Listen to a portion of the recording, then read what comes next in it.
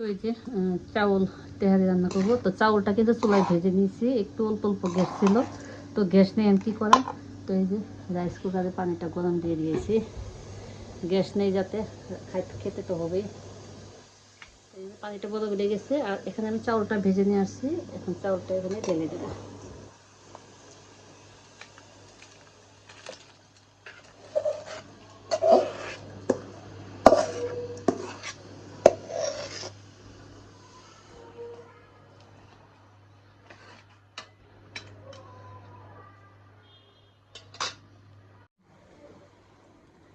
তো এই যে আমার তেহারিটা হয়ে গেছে, আর এখানে আমি ঘিটাও দিয়ে দিয়েছিলাম, দিয়ে নেড়ে ঢেকে দিয়েছিলাম, তো এখন হয়ে গেছে।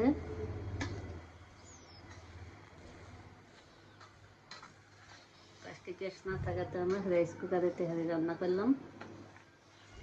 তো আমার রান্নাটা শেষ।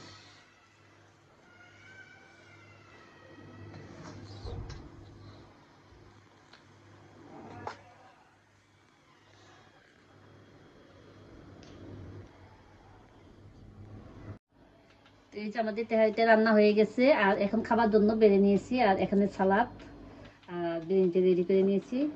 তো আমরা আমাদের আজকে শুক্রবারের দুপুরের খাবার তেহারি আর সালাদ